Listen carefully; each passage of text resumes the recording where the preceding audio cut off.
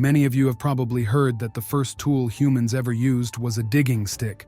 Naturally, this is just a hypothesis since wooden artifacts don't survive for millions of years. However, if you try digging with different types of sticks, you'll quickly notice that the most convenient ones often have a branch or knot sticking out at a 70 to 90 degree angle. Now, if you tie a stone chisel to that knot, you get a very handy tool. In this setup, the hard but brittle flint or obsidian absorbs compressive force instead of tension during impact, which it handles much better. Such a tool, with a blade lashed to the branch, was used for woodwork, stonework, and even digging when necessary. In essence, you could call this tool the prototype of the pickaxe, axe, and, to some extent, the plow and hoe. With the advent of the Neolithic era and the rise of agricultural societies, the hoe became especially important. In fact, the earliest type of farming is even called hoe agriculture, and in some parts of the world it's still practiced today. Back in ancient times, hoes were often made from animal horns rather than stone, since horns were lighter and more flexible. People used them not only to cultivate fields, but also for all kinds of digging tasks. And let me tell you, hoes were the go-to tool for digging throughout most of human history. Wooden shovels weren't particularly effective, and steel ones only became popular in modern times. But the need for earthworks was enormous, as construction relied on techniques using mud brick or rammed earth, which required a lot of clay, and clay had to be excavated. Plus, with the emergence of permanent settlements and wealth inequality, frequent conflicts over resources became inevitable. The simplest, though labor-intensive way to build fortifications was to dig a trench and use the soil to create defensive embankments. A long time ago, I took part in excavating a settlement of the Neolithic Tripilian culture, which was once surrounded by a trench over 250 meters long and more than 2 meters deep. But agriculture and escalating warfare also increased the demand for raw materials to make tools, especially flint. In regions rich with flint, communities had the advantage of trading it for other necessities. However, flint nodules are often found in limestone, so surface gathering wasn't always enough. This led to the creation of the first mines as early as the Neolithic period. These were built with a vertical shaft a few meters deep, from which horizontal tunnels or galleries extended 6 to 7 meters outward. Essentially, the basics of mining were established back in the Stone Age.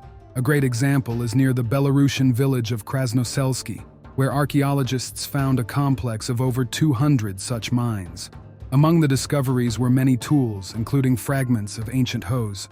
By the Bronze Age, people were trading, fighting, and extracting resources even more actively. And thanks to journalists, most people have heard of Archaeum with its impressive earthwork fortifications. But few know about the Liventsovskaya fortress, which is about 3,500 years old.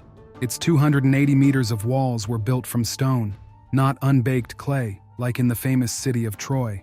Some journalists even call this site, located in Russia's Rostov region, Europe's oldest stone fortress. Whether that's true, I can't say. I'm not an expert on Bronze Age fortifications.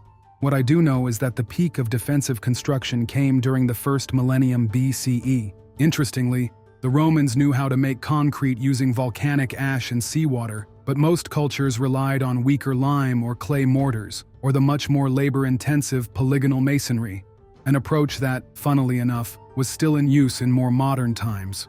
For example, consider the Escarp Wall from the early 19th century in Kronstadt. It's important to note that the stability of defensive structures wasn't about the mortar's strength, it was about the wall's thickness.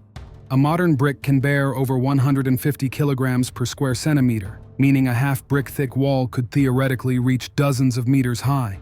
But building like that doesn't work in practice. Compressive strength and wall stability are two different things.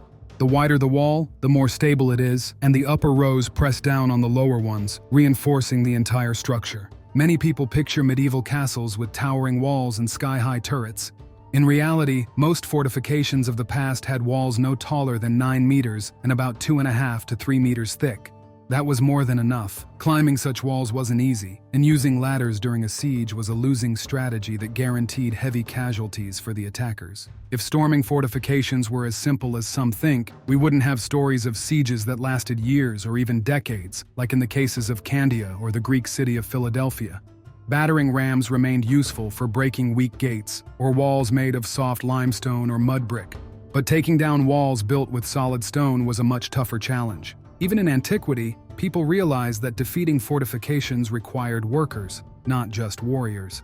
In the 5th century BCE, The Greek engineer Aeneas Tacticus described a method of breaching walls through tunneling. One version involved digging under the wall's foundation to create a cavity, which was then propped up with wooden supports. Then, the supports were set on fire, causing the structure to collapse and the section of wall to sink and crumble. This method from ancient times made its way into the Middle Ages, and such tunnels got a name we're familiar with today: mines. Much later, the term mine started being used for explosive devices.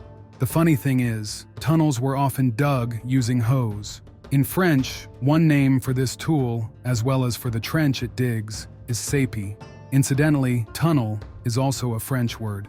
And of course, we all know the word sapper, which originally just meant someone who digs tunnels with a hoe, or sape. Tunneling was a very popular method for both destroying walls and infiltrating fortifications. On the internet, I once came across a claim that the historian Polybius mentioned workers digging a 65-meter tunnel in just 3 days by constantly rotating shifts. That figure sounds fantastical and highly doubtful. As someone who's spent a lot of time doing digging work, I can say this.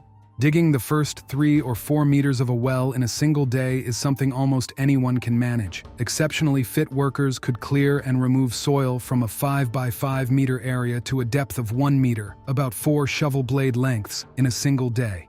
That's 25 cubic meters of earth. Of course, it depends on the soil density and how far the dirt has to be moved, but these workers were using modern shovels. Digging a tunnel, though, comes with the added challenge of removing all the excavated dirt. But if everything was well organized, I think teams could manage impressive distances daily. For instance, Persian forces under Darius I used tunnels to breach the Greek city of Chalcedon. Later, in 322 BCE, Alexander the Great collapsed the walls of Gaza by burning the wooden supports of a tunnel. That's Gaza, the Middle Eastern city which gives its name to the Gaza Strip. And later still, in 86 BCE, Cornelius Sulla used a similar underground mine to bring down the walls of Athens.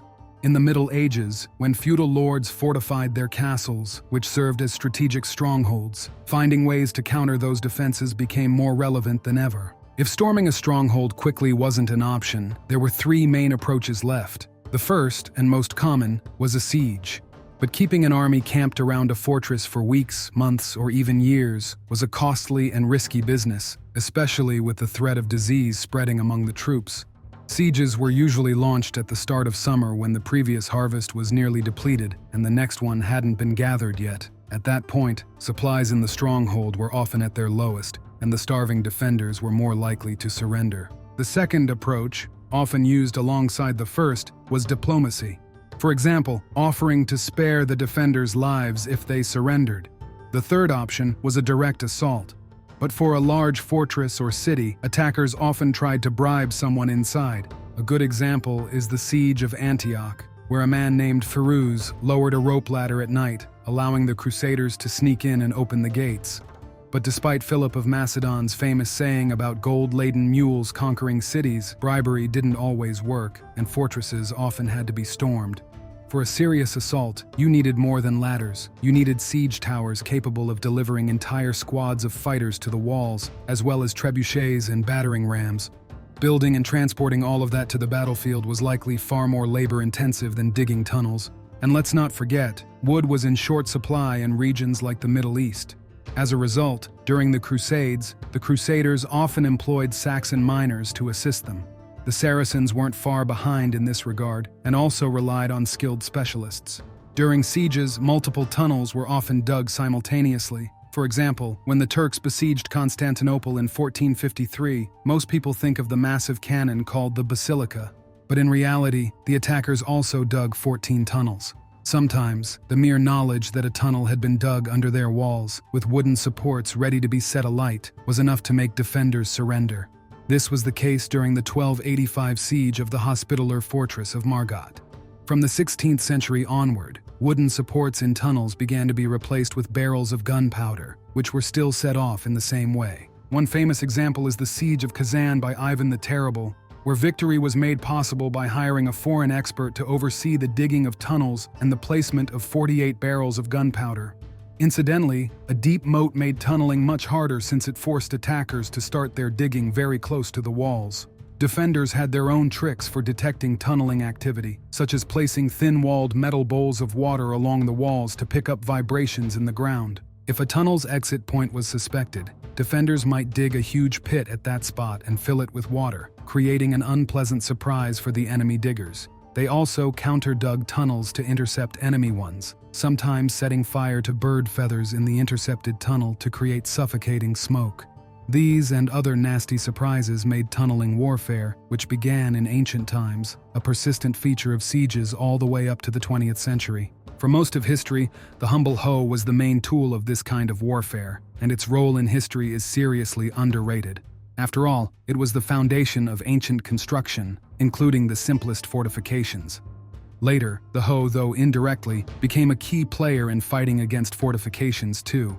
On top of that, it was central to mining and to agriculture, the cornerstone industry that gave rise to the first civilizations. It's no wonder the Sumerians considered the hoe a gift from their chief god Enlil, and Egyptian pharaohs even placed its image on the tops of their ceremonial maces. In my subjective opinion, this is, without exaggeration, one of the most important, if not the most important, tools in the history of humankind.